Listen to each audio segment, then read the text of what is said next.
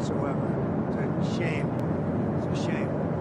So I think we are making progress. Step by step, there's tremendous hatred between the leaders, if you call the whole situation leaders. But I think we'll get that done. And the Middle East, a lot of things are happening with respect to Iran. And we'll see if we can get something done. And if not, it's going to be a bad situation. Very, very bad.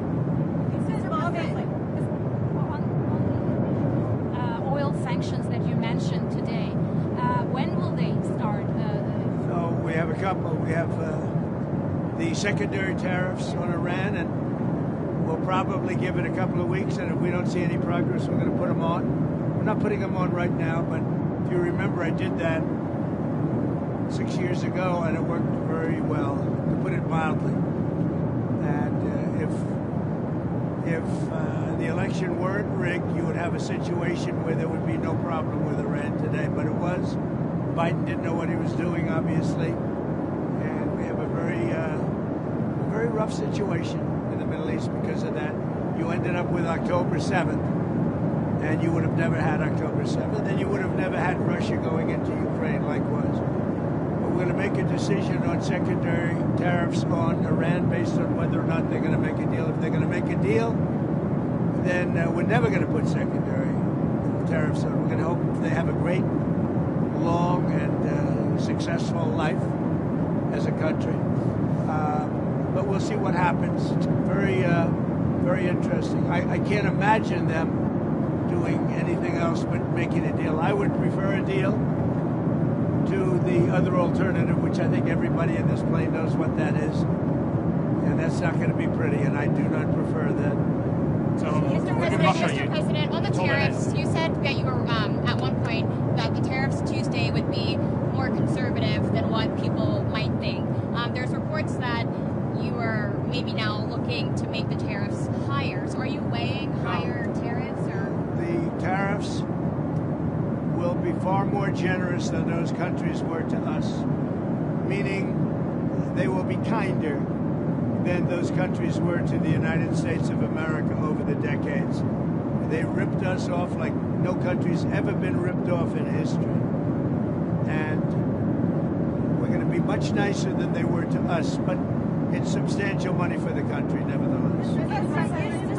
On the tariffs that you're planning, so you're expecting to hit something like 10 to 15 countries, is that right?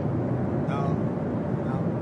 All of the countries. Is it across the board? Not 10. I don't know. Who told you 10 or 15 countries? Well, we heard that. So we heard that you were going to aim for the 10%. But you didn't hear it from me. Okay, so how many countries will be in that initial tranche? You'd start with all countries, so let's see what happens. There are many countries. On the Russia? I haven't heard a rumor about 15 countries, 10 or 15. So you're starting with all countries? Essentially, all of the countries that we're talking about. Wouldn't be talking about all countries. That's not a cutoff. And if you look at the history and you look at what's happened to us, you go to certain places, go to Asia, and you take a look at every single country in Asia, what they've done to the United States in trade. And by the way, in military in a certain way. You look at, take a look at trade with Asia, and I wouldn't say anybody is treated as fairly or nicely, but we are going to treat them. We're going to be much more generous to them in terms of heart. We're going to be much more generous than they were to us. You said that you were not joking about a third term, about possibly wanting a third term. Does that mean you're not planning to leave office on January 20th? I'm not looking at that, but I'll tell you, I have had more people ask me to have a third term, which is in a way a fourth term, because the other election, the 2020 election, was totally rigged. So it's sort of a fourth term in a certain way. I just don't want the credit for the second, because Biden was so bad, he did such a bad job. And I think that's one of the reasons that I'm popular, if you want to know the truth. I think I'm popular because we've done a great job. I think we've had the best almost 100 days of any president. And most people are saying that. And it's an honor. We're bringing back our country. We're respected as a country again. And we're strongly respected. And people are amazed. I was with some very important people today, and they said that They've never seen a turnaround of a country as fast as this. Even look at our border. We have nobody coming in. And you can come into our country, but you have to come in legally. But we have nobody coming in to our country. It's almost shut down. They've never seen anything like it. Is that an appropriate precedent? Limits a president to 2 terms.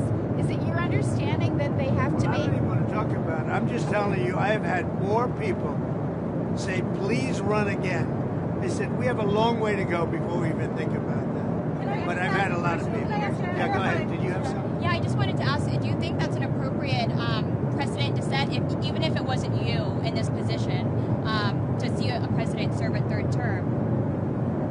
I don't want to talk about a 3rd term now because no matter how you look at it, we got a long time to go. We have a long time. You know, we have almost 4 years to go.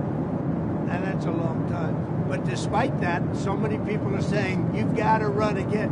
They love the job we're doing. Most importantly, they love the job we're doing. So you said you were upset with Putin. Would you say your relationship with Vladimir Putin is at its lowest point right now? No, I don't think so. I don't think he's going to go back on his word. You're talking about Putin. I don't think he's going to go back on his word. I've known him for a long time. We've always gotten along well, despite the Russia hoax. It's a hoax created by Clinton and Schiff and all of these lunatics.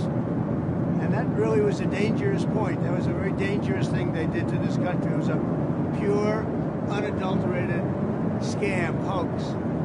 But no, I think he'll be okay. But if he isn't, I was disappointed in a certain way. Some of the things that were said over the last day or two having to do with Zelensky, because when he considers Zelensky not credible, he's supposed to be making a deal with him, whether you like him or you don't like him. So I wasn't happy with that. But I think he's going to be good. And I certainly wouldn't want to put secondary tariffs on Russia, but if they were put on, it would not be very good for them. We put secondary tariffs on, as you know, in Venezuela, and it's had a very strong impact on Venezuela. You know that every ship just got out and they left. A lot of them left. They dropped the hoses right into the ocean and they left. They didn't want to be there for a minute because they didn't want those tariffs to catch on, or they didn't want me to see them there. So the Venezuela secondary tariffs, all secondary tariffs are very strong, because essentially it says if you disobey our orders, you cannot do business in the United States of America, and that's the cash cow. Will that apply to Chinese companies buying Russian oil as well, if you plan to go ahead with those? So if, in the case of Venezuela, as you know, China pulled up anchor and left. They were there, they had 2 ships there, and they left. They left empty. They didn't want to take a chance. No, we're not playing games. Okay, any other questions? Will you clarify, are you planning to leave office January 20th, 2029, or are you saying you might not? Go ahead, any other questions? TikTok. One TikTok. The deadline's We're coming working on up. TikTok. We have a lot of potential buyers. There's tremendous interest in TikTok. The decision's going to be my decision, as you know, through Congress. They've given me the power to make the decision. We have a great team of people essentially taking bids. We have a lot of people that want to buy TikTok. We're dealing with China also on it because they may have something to do with it, and we'll see how that goes. But it's something I think you're going to have. I'd like to see TikTok remain alive. I mean, I'll be honest, selfishly speaking, I won the young vote by 36 points. Republicans generally don't do very well with the young vote, and I think a lot of it could have been TikTok. It could have been Joe Rogan, and it could have been a lot of things, but it was also TikTok.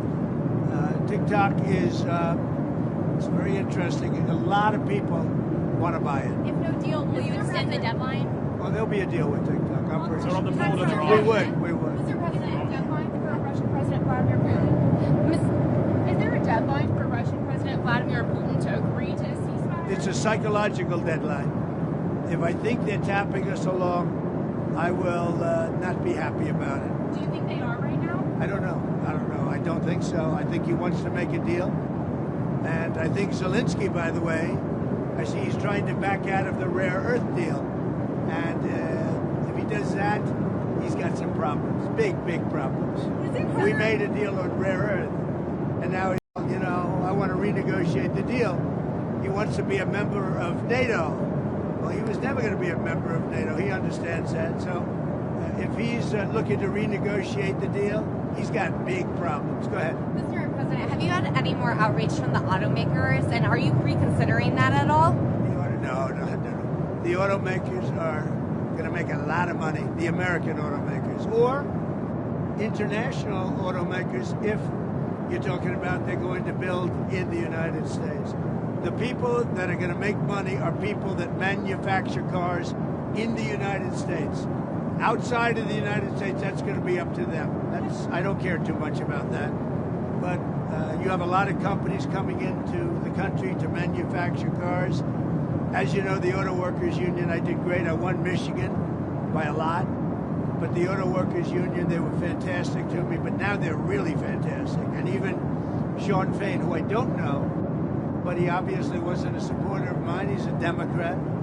He said wonderful things about Donald Trump. He said, I can't believe this is finally happening. The people that manufacture automobiles in the United States are going to make money the likes of which they've never seen before. But beyond that, we have the computer companies, the chip companies, the pharmaceutical companies. We have lumber. We have everything, steel. They're all going to do really well as long as they do their product in the United States. Thank you very much, everyone. There's a lot of discussion about stagflation now. Is that something that you're worried about, given the impact of your efforts to readjust the economy? I haven't heard that term in years. No, I don't know anything about it. This country is going to be more successful than it ever was. It's going to boom. We're going to have boom down USA. We're going to boom. And many industries. And we're going to bring manufacturing, and we're going to bring product. For instance, we need pharmaceuticals in our company. We don't want to be buying our pharmaceuticals from other countries, because if we're in a war, we're in a problem.